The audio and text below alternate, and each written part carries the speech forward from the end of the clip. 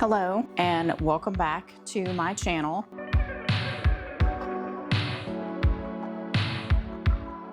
I'm Kim with rodgersdaughter Reads.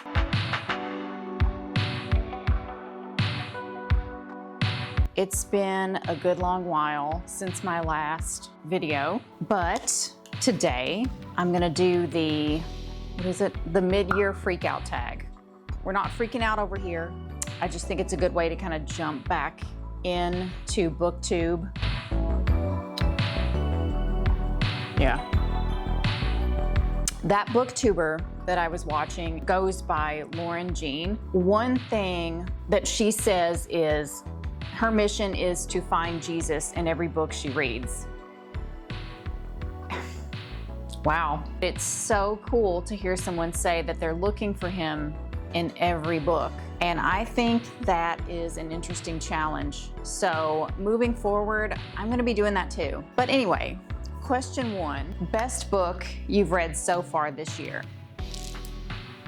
I moved you back so there'd be room for the book. Best book this year is The Calamity Club by Catherine Stockett.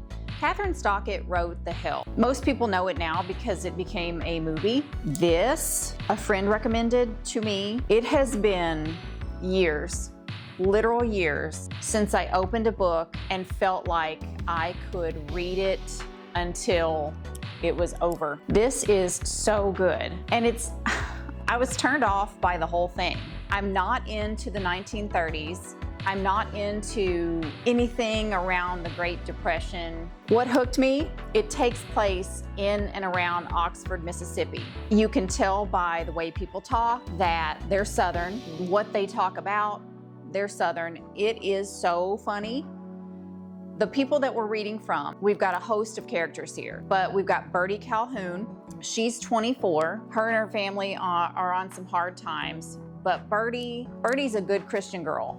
She gets into some situations with some sin later on where it's happening around her, and she kind of has to decide whether she's going to do what needs to be done for her or what she believes she needs to do for the people around her, or is she gonna run away, run back home, and leave people to their fates, I guess. And then the other character in here is Meg LaFleur, and she is 11. She is so funny to read from. Just the way she talks is hilarious, and I'm gonna try to find something here. All right, while I'm looking for that, the premise is, it's the Great Depression. Everyone is on hard times. Bertie has to go find her seemingly rich sister who married a banker, married into money, and ask her, please, for some help. And so she travels to this other place in Mississippi, and that is where her paths cross with Meg. And Meg is an orphan. She doesn't understand where her mom has gone and why the people she's with are not nice to her. If I'm looking for Jesus in this book specifically, it's very clear, and the Bible tells us this, there are many who will prophesy in my name, and I will tell them, I never knew you. There are people in this book who are saying they're doing the will of God, the anti-something league, the anti-vice league. But it's not out of love, it's out of hate. It comes from a deep-seated place of hate here. Okay, Meg's point of view. We've established that I can't see, but this is just a random little chapter here. I'm reading it just like her. It must have been a dead scientist or an old Roman who decided each day has the same number of minutes. Whoever it was, let me tell you, it is not true. By 10 in the morning, I would swear a couple years have passed while I've been sitting in this office. Lord, I might have turned 14 just waiting on lunch. By 5 o'clock, I would not be surprised to look down and see I had grown bosoms.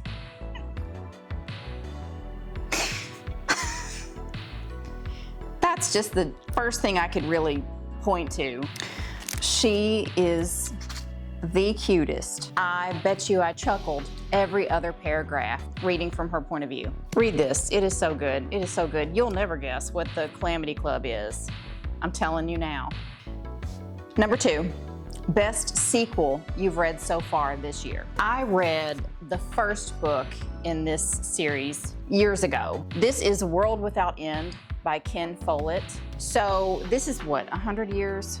Two centuries after the townspeople of Kingsbridge finished building their exquisite Gothic cathedral. You're thinking you're reading something about building a cathedral that's this big, that sounds awful. He sprinkles something in his books that makes you want to keep reading. No matter what, he can make anything interesting. Yes, there's some building going on. It's a bridge this time. You do learn some things about how to build underwater and what to do, what not to do. But basically, we're following 4 children in this made-up town in England in the 1300s. The backdrop is the 100 Years' War with France and the Black Plague, or the Black Death. So that all is going on while you're following Merthin, he becomes a master builder. You've got Karis, his love interest. I won't tell you what she becomes because that's a spoiler, kind of. And then Gwenda, who is a laborer's daughter, Ralph, a laborer's son. There's a huge mystery going on with a knight. They witness a murder. All sorts of horrible things happen to them. There's merchants fighting with knights and noblemen, and you're kind of right in the middle of all that. Like people with power, people without power. And again, we have people who are supposed to be a part of the church, just like in real life sometimes happens, that are not, like Godwin. I don't know, what is he? Some kind of main priest person, I don't know, but he's not a good guy. You won't believe what happens to these kids and then later on adults. Very interesting. Just like Pillars of the Earth, there are things that just you don't want to read. You don't want to know because you do truly start to care about the characters. You're with them from the time that they're children, so you really do care what happens. You really become invested quickly. Okay, question 3. New release you haven't read yet but want to. Okay, I read it. It's Her Last Breath by Taylor Adams. I love Taylor Adams. This one is crazy. 2 friends go, what is it, spelunking, where you're going into caves. One of them has like a YouTube presence or something, or a blog or something. She goes to the craziest caves and she videotapes it. I'm talking where you have to take everything off and squeeze your body through and contort yourself just to get through, and then somehow grab your pack.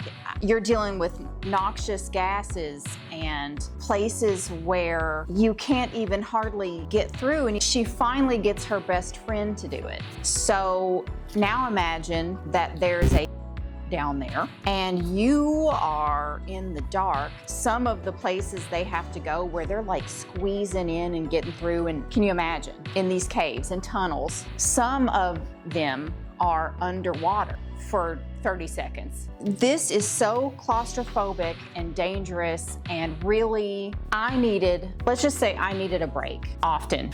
If I'm looking for Jesus in that book, it's going to be discernment.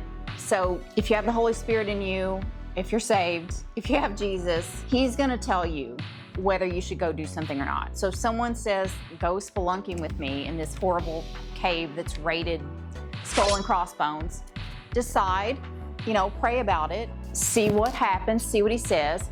If you do end up going and just the worst things happen and someone is after you, don't blame him. He gave all of you free will. No one's a puppet. Pray and know that he'll be with you until the very end. How about that?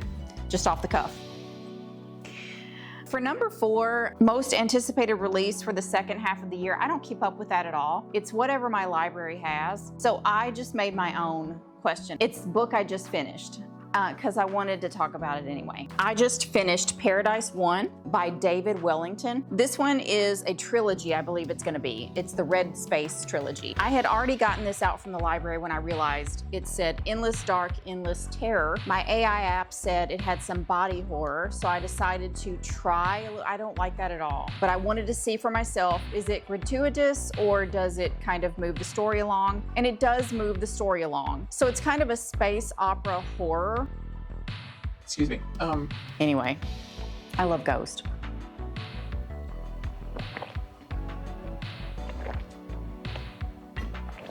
Okay. This follows Sam Parker. He's the ship's captain. Dr. Zhang.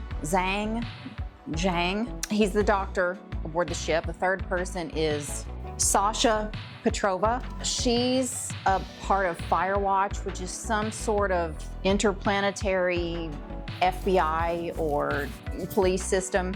These three have been given this task to go and try to get into the orbit of this planet to see why they haven't heard from the people on this new colony, and none of the ships they've sent have been able to actually get into the orbit.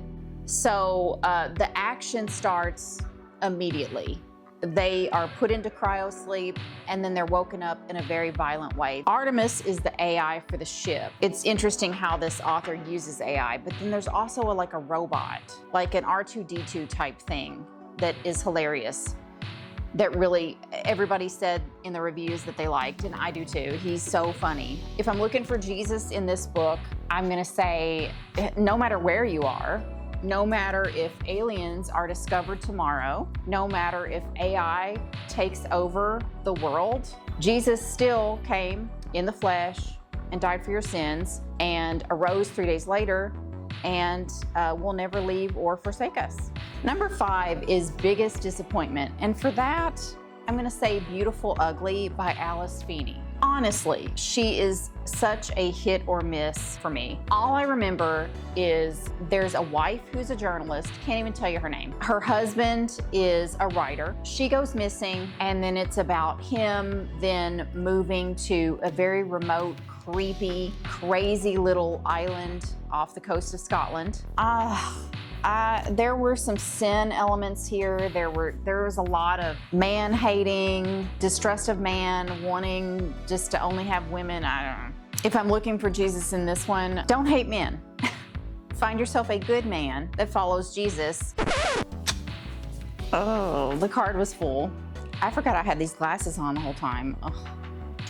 Number 6 is The Biggest Surprise of the year so far. And that is I Hope This Finds You Well by Natalie Sue. This is hilarious. I highly recommend this. I have not been giving star ratings, sorry. The last one was a 1 star. This one would probably be a 4 or 5. I don't remember it being completely epistolary because I don't think the whole thing was IM messages and emails. But what happens is the main character, I don't remember her name, she works in a small office, and anyone who does anything bad to her or mean to her, which kind of they're all doing all the time, she will send them an email and she'll say what she really wants to say. Like, you chew too much, and I heard your conversation with your husband, and this, and that, and the other. But she'll put it in white ink, which you really can't do because some people use a dark background. I don't know. She got away with it. Anyway, she uses white ink, so she writes everything out and then she puts everything white, and then no one sees what she wrote. But one time she sends an email to the person she dislikes the most in the office, and she uses black ink, like she forgets to mark it out. So she gets frog marched into HR, and they're like, we're not gonna let you go, but IT is gonna come and put something on your computer to where everything has to be checked. Like, it's not gonna let you write certain things. And IT is gonna be looking at your communications to make sure they're all on the up and up. What happens is, not a spoiler, the IT guy accidentally gives her network access to see everyone's IMs and everyone's emails. She knows everything that is going on in that office. So she might be looking at someone in the next cubicle, and she knows what they're writing to one another, and she has to keep her face blank. It's hilarious, it's sad, it's very real. It's so funny, but it also delves into some trauma and some things that people have going on. Bill, what? Strange things are afoot at the Circle K. And there's a redemption, and there's some character arcs in here, and there's love and friendship. Just the whole thing was a surprise for me because it was, I think, Kindle Unlimited, I think I got this from. Looking for Jesus in this one. If it's not nice, if it's not a good report, don't say it. And pray for your enemies. Number 7 is favorite new author. I don't really have one, so I just put most creative premise.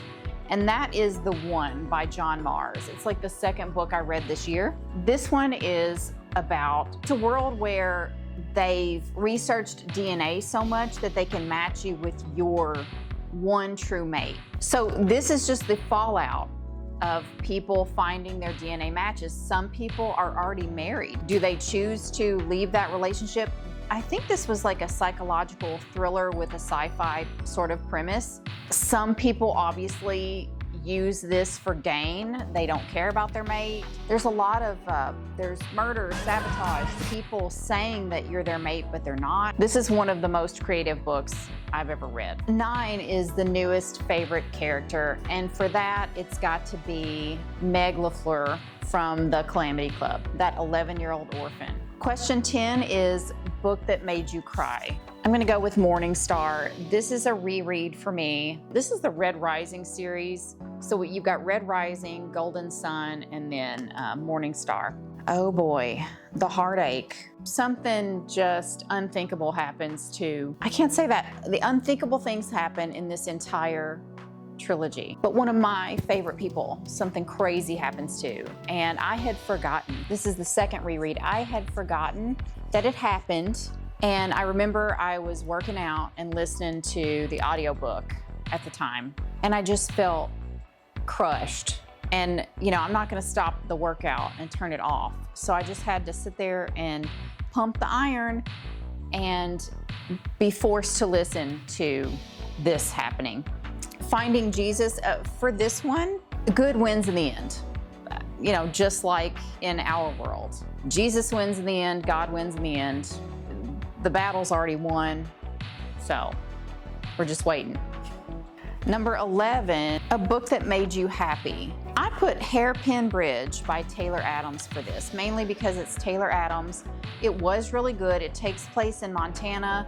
There's a twin girl that tries to figure out why her sister commits suicide. So she goes to the bridge to see it for herself because everyone says the bridge is haunted.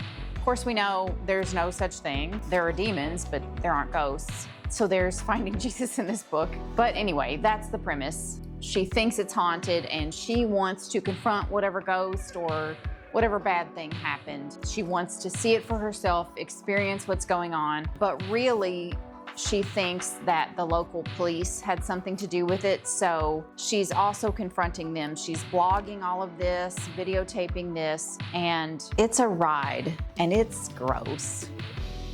Taylor Adams will go there. You don't always know if your main character is gonna make it out alive, so I can't really tell you why it made me happy. No matter what, if you love the main character or not, this one had a satisfying ending, where not all of his, for me personally, have had a satisfying ending. So before I go, I'm just going to give you, out of 30 books, here's another honorable mention. This is Leviathan Wakes by James S.A. Corey. This is actually 2 authors. This is most definitely a space opera.